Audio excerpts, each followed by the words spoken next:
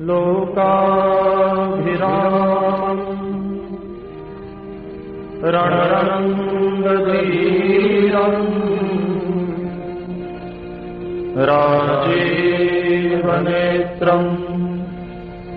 रघुवंशनाथम्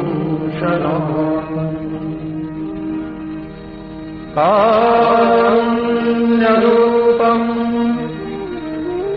करुणाकरन्तम्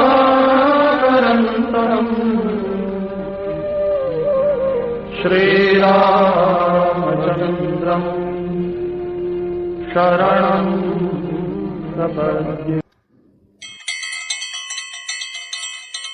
संकतो जय मुदीर्ये कल्याणानां निधानं कलिमलमथनं पावनं पावनानां पाथेयं जन्मुक्षो सपदपदे प्राप्तिये प्रस्थितस्य विश्रामस्थानमेकं कविवरवचसां जीवनं सज्जनानां बीजं धर्मस्य भवति भूतेतु रामनाम। 37-38 साल से मैं ज्योतिष से जुड़ा हुआ हूँ और भगवान राम की ऐसी कृपा रही कि कई ज्योतिष सम्मेलनों को कोटा में जो हमारे श्यामानंदन जी मिश्र और आचार्य धीरेन्द्र जी की अध्यक्षता में वहां मुझे संचालन का मौका मिला। राजनीतिक भविष्यवाणियां और कल के संबोधन और उसके बाद आज के संबोधन, बहुत सारे प्रश्न उन्होंने मेरे जेहन में पैदा किए और वो प्रश्न आज सबके लिए, यदि आप इस ज्योतिष विद्या की मर्यादा और सम्मान को बनाए रखना चाहते हैं तो आपको समझने की आवश्यकता है। 3 चरण में मैं आपको अपनी बात कहना चाहता हूं। ये जो ज्योतिष विद्या है ना, वेद से निकला हुआ वेदांग है। 4 वेद हैं, ऋग्वेद के 28 सूत्र पद्यात्मक हैं, यजुर्वेद के 39 सूत्र पद्यात्मक हैं और अथर्ववेद के 128 सूत्र जो पद्यात्मक हैं, उनकी विवेचना से ज्योतिष बना है। और ये ज्योतिष, इसे चक्षु की उपाधि दी गई है, नेत्र बताया है भगवान का। क्यों? यदि नेत्र नहीं हो तो आप आगे बढ़ नहीं सकते। चाहे आपके पास शरीर में बहुत ताकत हो, आपके पैर भी स्वस्थ हो, आपके पास पथ भी अच्छा है, लेकिन नेत्र के बिना आगे नहीं बढ़ सकते। मैं आपको बताता हूं, आप जानते होंगे, सूर्य जो आत्मा और परमात्मा का कारक है, गुरु जो न्यायाधीश है और शनि जो दंडनायक है, ये तीनों आपकी जन्म कुंडली में जहां बैठे हैं उससे पता लगता है कि आप पूर्व जन्म में इस मार्ग में प्रवृत्त होकर इस जन्म में ये जन्म आपने धारण किया है। यदि प्रवृत्ति आपकी बुरे मार्ग में रही है तो इस जन्म में आपको उसकी सजा भुगतनी पड़ेगी। और यदि आप बड़ी पद पर पहुंचे, बड़ी प्रतिष्ठा पर पहुंचे, तो देखना आपकी कुंडली में आपको ये तीनों ग्रह आपका पूर्व जन्म का प्रवृत्ति स्थिति बताएंगे। अब जो ज्योतिष प्रवृत्ति, वेद का ज्ञान क्या है? प्रवृत्ति मार्ग से व्यक्ति को निवृत्ति मार्ग तक ले जाना ही जो वेद है। और चूंकि वेद का एक अंग है वेदांत, इसलिए प्रवृत्ति मार्ग से निवृत्ति मार्ग तक ले जाना ही ज्योतिष का काम है। असली में तो मैं आपको एक उदाहरण देता हूं। एक महात्मा जी ने कहा, आपके हाथ गंदे हो गए प्रवृत्ति मार्ग पर, हाथ को आप साबुन से धो, हाथ को आप तेल लगाओ, हाथ को आप कपड़ा लगाओ, हाथ साफ हो सकते हैं क्या? नहीं होते। उस साबुन लगाने के बाद, उस लिक्विड लगाने के बाद, उस कपड़ा लगाने के बाद भी आपको पानी की जरूरत पड़ती है और पानी अपने आप साफ होता है। पानी या तो उड़ जाता है या जहां आप पहुंचते हैं वहां से थोड़ी देर में गायब हो जाता है। तो ये जो जल है, इस जल के देवता कौन है? शिव जी। इसलिए रामचरितमानस में कहा गया, भावी मेट सकल त्रिपुरारी, जो तप करे कुमारी कुमारी। नारद जी कह रहे हैं, जो ज्योतिष के 18 आचार्यों में एक हैं, वो कहते हैं कि यदि आपकी पुत्री तप करेगी तो भावी को शिव जी मिटा सकते हैं।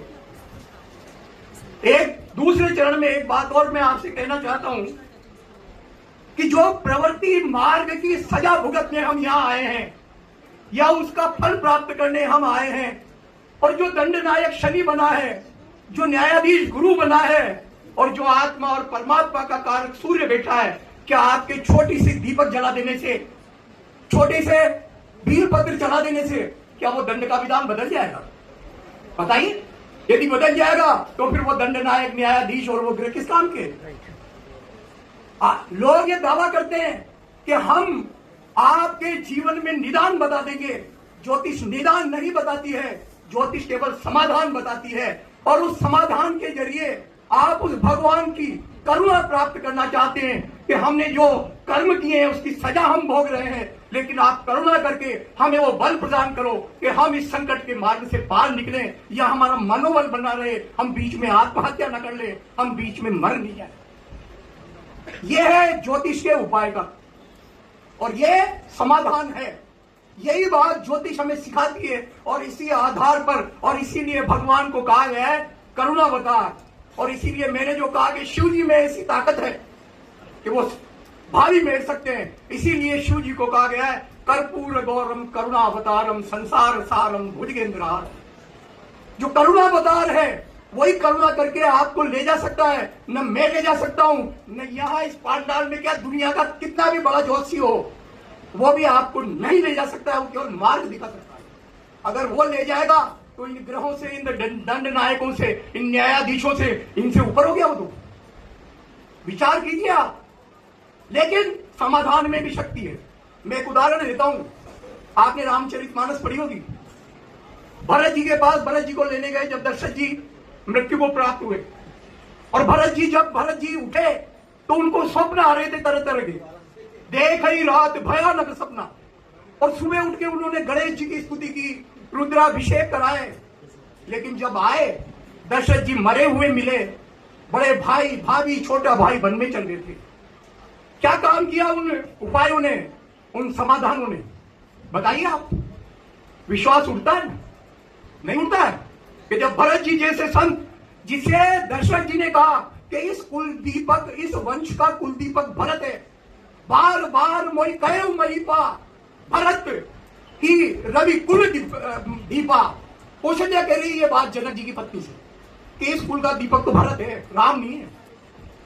तो वो कुल दीपक ने इतना बड़ा उपाय किया और कुछ नहीं हुआ।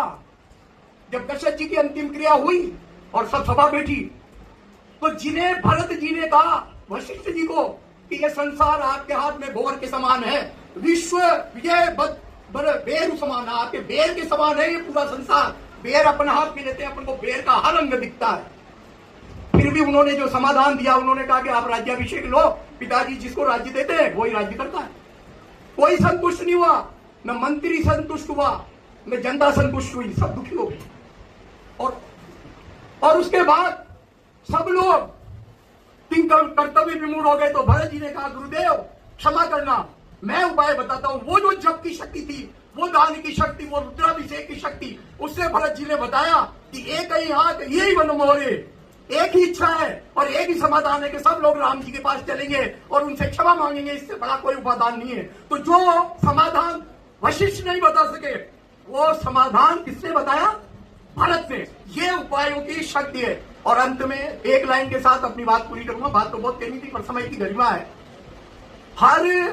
आप जो समस्या लेकर जाते हैं, जो विषय लेकर जाते हैं, अभी क्रिकेट का मैच हुआ, मैं ज्योतिष पढ़ा रहा था, एक ने कहा सब लोग कह रहे हैं सेमीफाइनल तक भी नहीं पहुंचेगा भारत। बड़े बड़े ज्योतिषी कह रहे हैं जिनके 40,000 70 कर रहे हैं। मैंने कहा फाइनल में पहुंचेगा, और फाइनल ऐसा जीतेगा जो सेमीफाइनल से भी जीतेगा।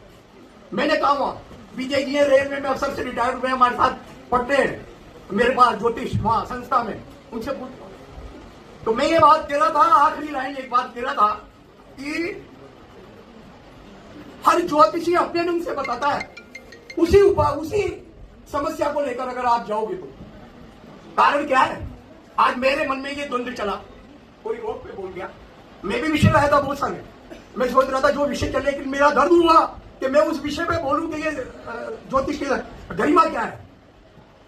उसका कारण क्या है कि जिसके पास आप हाथ दिखाने गए, जिसके पास आप कुंडली दिखाने गए, उसकी भी अपनी जन्म कुंडली है, उसकी भी अपनी अंतर्दशा चल रही है, उसके भी गोचर में ग्रह चल रहे हैं। वो प्रेरित करते हैं उसको बताने के लिए कि वो किस ढंग से आपको समाधान बताएगा। इसलिए जो समाधान होता है उसके पीछे जो व्यक्ति बता रहा है उसकी ताकत है, उसके पीछे जिस भावना से बता रहा है उसकी ताकत है, और उसके पीछे जिस स्थान पर बैठकर बता रहा है उसकी ताकत है। ये बात मैं आपकी तालियों के लिए नहीं कह रहा हूं। मैंने 20 साल के इतिहास में, आज मैं आपको कह रहा हूं, किसी व्यक्ति से जन्म पत्री बनाने के भी पैसे नहीं मांगे। और आज मैं भगवान से प्रार्थना करता हूं कि इसी मति और इसी मार्ग पर मुझे चलाए।